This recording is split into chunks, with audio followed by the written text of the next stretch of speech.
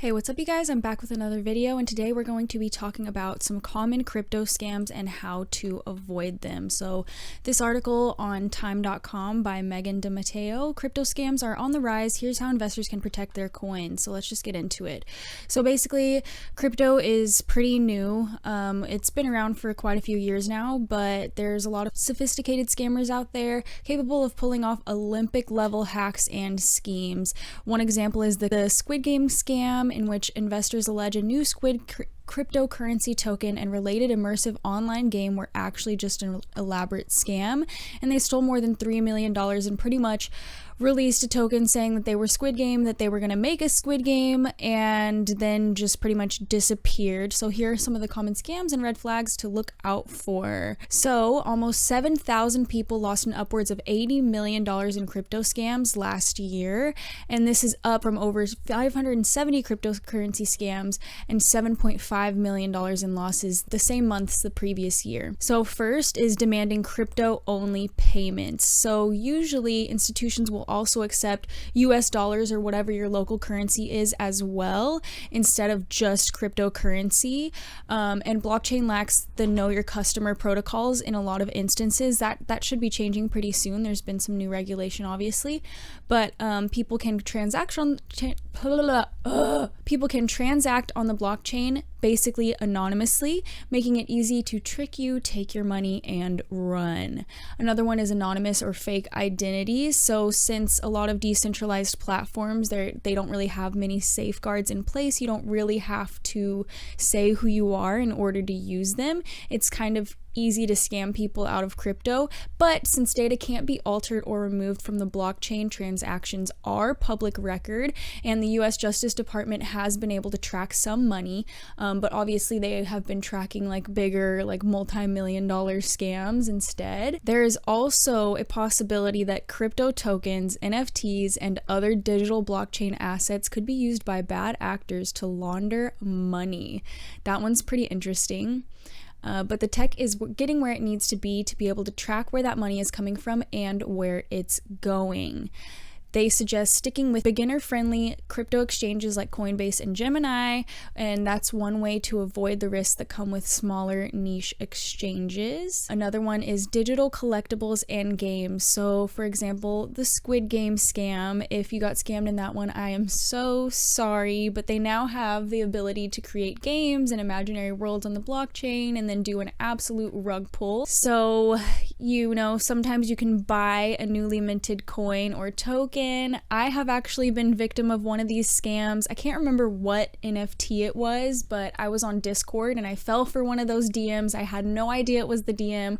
I was like new to Discord. I clicked on it. I was super excited. I think I spent like $200, so it's not like I was scammed out of a whole bunch of money, but the second I hit the button to accept it, I was like, oh my gosh, I just got scammed. But they had copied the website exactly. It looked like identical to the actual NFT project. So just really be careful and make sure you turn your DMs off on Discord if you are on Discord. So a lot of times they will release like a scammy token, drive the price up, and then sell all of their holdings and disappear, which is known as a rug pull. There is no fraud protection or FDIC insurance on the blockchain yet, so just keep that in mind. If you do end up making big buku bucks in crypto, you might want to move some of it to an FDIC insured bank account, but this is not investment advice, just a thing. Cryptocurrency investment schemes. So ICOs are also opportunities for scams. For example, the pump and dump, where they get people to buy up the coin and then sell when the price explodes, or they may pressure you to deposit a bunch of new coins into a wallet and that wallet has been compromised. Romance scams. This one was actually very new to me. I did not realize that this was going on, but about 20% of the money lost in romance scams from October 2020 to March 2021. I don't know if you can hear that, but there's like raccoons fighting outside. Like right outside my door. Anyway, so last year, about 20% of the romance scams were sent in the form of cryptocurrency. This is a scam in which one party pressures the other to give them money or some form of payment, and it comes in the form of crypto in this case.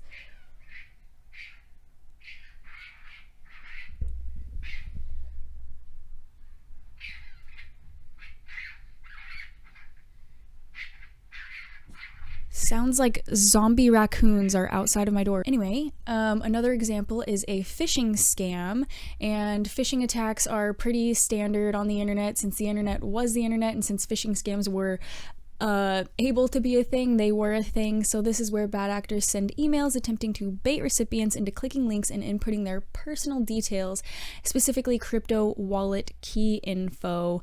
And this just poses an issue if you ever need to obviously access your account or change your key, and the scammers have already had access to your account and drained your account. So how can you protect your crypto?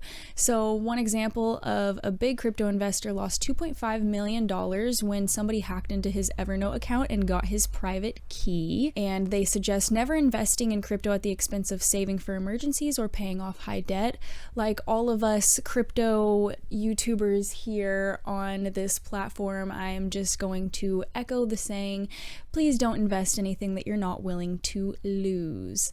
And here are some cryptocurrency red flags: typographical errors, misspellings, promises to multiply your money, contractual obligations that lock you into holding crypto without being able to sell. But this is kind of common in staking, and staking can be very safe, so just use your due diligence to figure it out. Fake influencers or people claiming to be a celebrity that aren't. For example, I believe it's like India's prime minister or something like that. Their Twitter just got hacked and they were promising people a whole bunch of Bitcoin, and that was an obvious scam. So even if they are a real celebrity, just keep an eye out. Manipulation or blackmail like extortion, large social media crypto schemes, promises of free money, or vague details about where the money is going. So know when to use a crypto wallet. So there's a big difference between a hot wallet and a cold wallet. A hot wallet is hosted on an application or a website, while a cold wallet is something like a Ledger Pro or a Ledger Nano, or simply a USB stick that you can just stick into your computer that has your cryptocurrency on it. So it's probably safe to incorporate a cold wallet. This raccoon is still... What the hell? Okay, anyway. Every time I try to talk, this raccoon starts screeching. Okay, so cold storage is like a safe. It's more secure, but if you forget your password or lose it, you could lose access to your money forever. When Bitcoin had its huge pump to like 30 grand, I remember hearing so many nightmare stories about people losing their wallet or just simply forgetting the password, losing the password. So be careful of this if you do invest in a cold wallet. A lot of major platforms feature security measures like two-factor authentication, holdings in its own cold storage. I know Coinbase does this, or private insurance policies. So keep track of your wallet keys. This is another one of their tips. Losing your wallet key or having it stolen could mean you lose the crypto altogether. Yeah, basically just be very safe with your private keys and make sure you store them somewhere that you will always be able to access and that hackers would not be able to access. And then lastly, this is just where you report fraud, reportfraud.ftc.gov. And then there's some other areas at the SEC or the Commodities Futures Trading Commission. And then if the fraud involves extortion or blackmail, you can also go to the FBI. So keep these things in mind. I hope you enjoyed this video. Please be careful. Don't get scammed like I did. And if you're on Discord, turn off your DMs. And with that, I'm going to end this video. Please check out my other videos and make sure you subscribe. I'm a brand new channel, so I'd really appreciate it. And I'll see you guys in the next one. Bye.